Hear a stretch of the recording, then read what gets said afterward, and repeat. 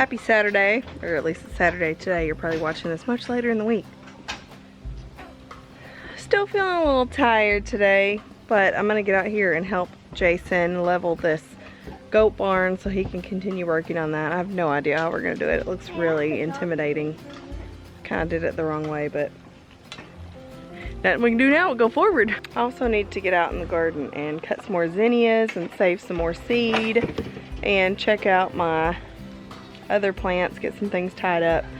I need to plant some greens that I should have already planted but just haven't yet. So there's lots that I need to do in the garden, but I'm just gonna take it slowly and do it as I can this week. So that'll kind of be what this vlog is. Not sure when it stops. Whenever I feel like getting things done, that's what I'm kind of doing. Let's see how the loofah are doing. A couple of my loofah like got moldy and weird for some reason, but I have harvested a couple of them. Got some really big ones. That one's not ready yet. I've got a lot, so we'll just see what ends up happening. The zinnias are still going strong.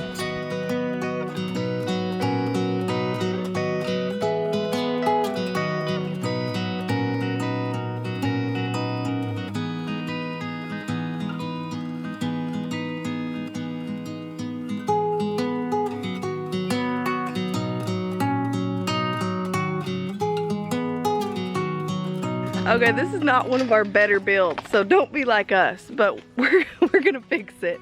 For the goats. It is for the goats, so like it's not, I just don't want it to fall on them. It ain't gonna fall on them. Well, we got the base leveled. Yeah. And so now I just gotta come back and plumb the walls. So I've got a brace over there that I need to take down now, because I only put that because it was out of level and I didn't want the boards to get too warped. So now I gotta undo that. Our brains were under, like, go ahead and get the walls up, but what we really should have done was level the base, obviously, which we know this because we've built many a thing, but I think it's just been a long time since we've built something. So actually it was really good that we started on this goat barn before we started extending the house. No. I think he would be a lot more careful with the house, but yeah, don't pay no attention until this is done, I guess, because now we just have to plumb up the walls, and then the roof, once we get that on there, it'll tie it all together and straighten it up a lot. Normally what you would have done is you'd have come in with posts. You'd have found your corners. Yeah. You'd have dug holes, set your posts, and then you'd have came in and started connecting your posts. Yeah. But we didn't do that.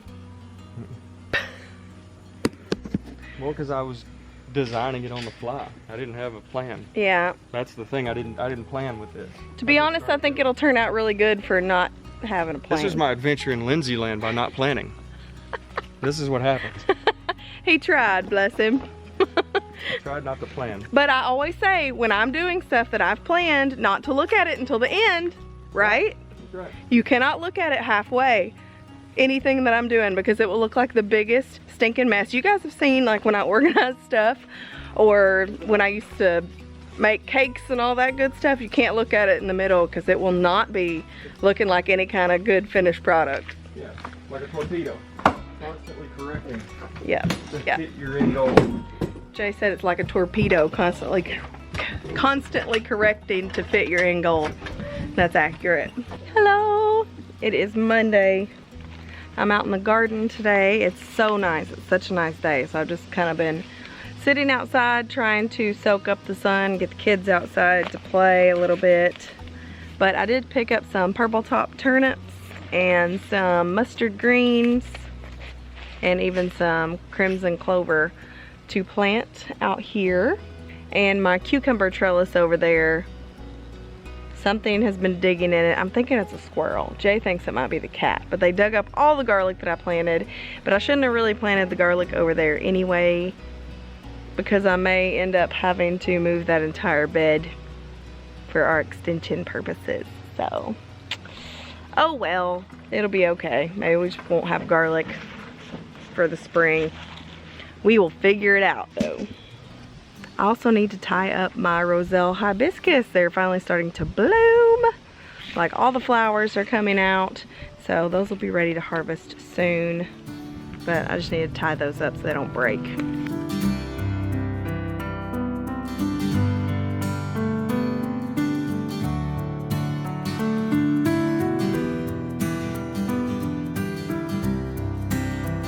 This is my first time growing this Roselle hibiscus, so I think next year I know a little bit better to space them out a little further to make sure they have something I can tie them to, whether that be one of the trellises or their own individual stakes.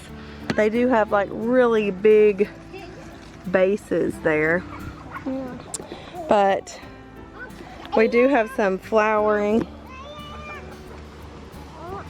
and that one is probably about to drop its bloom. Their bloom is a whole lot like an okra bloom. It's pretty cool. But we just got the first one starting to actually flower out. This mess that I just created will sort itself out. But I just wanted to kind of get some of the weight off of the bottom because it was all laying down. And something has been digging in this.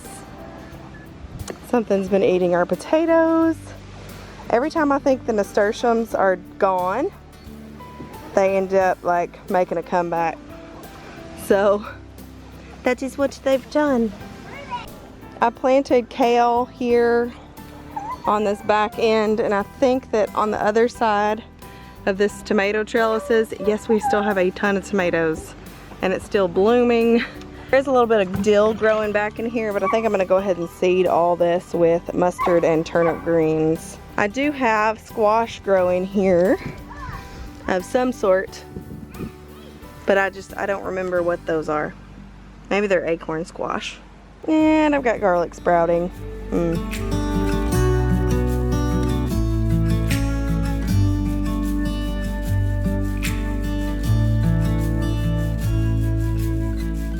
You're like a river in the dark. You stare me right, you lit the spark.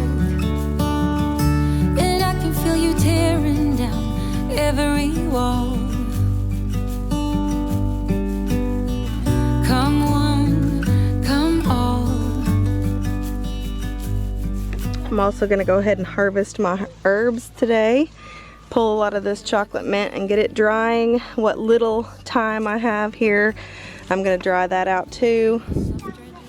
I may try to repropagate this lemongrass and bring it inside. I'll just have to see what I can do when I break it apart, but it smells so good still. But yeah, I'm just gonna pick some of this and bunch it together and tie it up and let it dry for a while. My mint is coming back, so I may actually get a harvest of that. Since it's getting cooler now, everything wants to come back. I'm also gonna try to propagate some of this basil, so maybe I can grow it inside this winter. My eyes are set on you.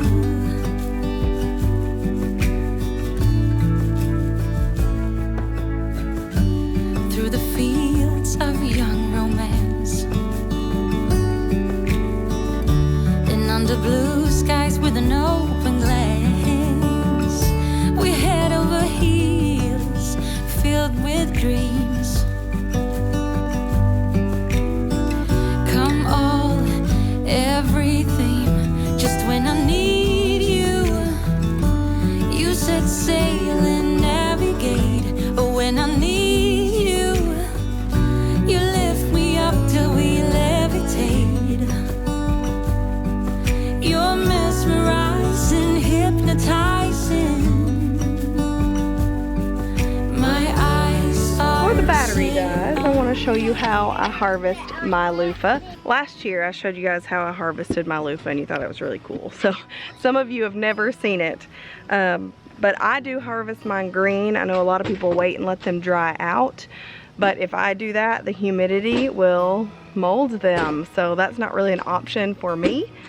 But I pick them green when they've got a little give to them and they're kind of starting to turn that yellowy color. But if you listen, if you can hear that sound, that crunch, that's what you're looking for. So I give it a good smush all the way around and kind of loosen the loofah from the outer layer.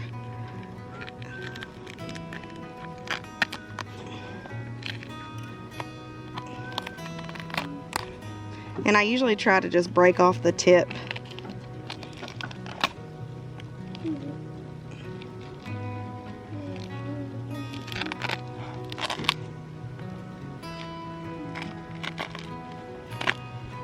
But if you've done it enough, then it will just kind of release around the sides.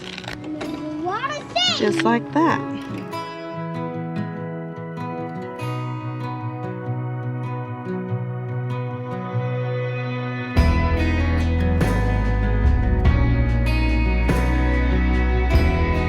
So once I'm done peeling it, the thing about the green ones is they're kind of squishy and gross, but you want to make sure you don't have any pulp left in there. So I just start squeezing it and start getting all of the seeds out, because they'll just pinch right out.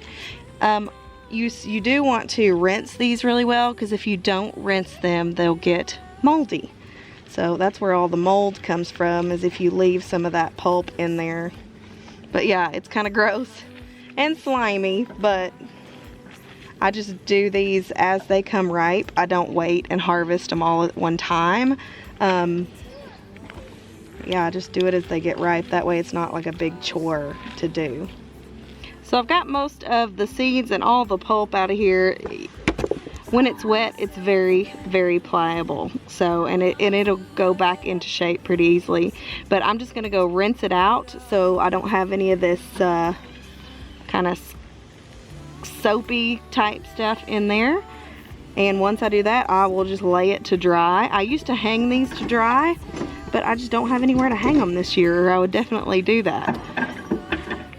But once they're dry, then you can clean up the ends a little bit and make them look pretty, and so you can give them out for gifts for Christmas, or use them in soap, or however you want to do it.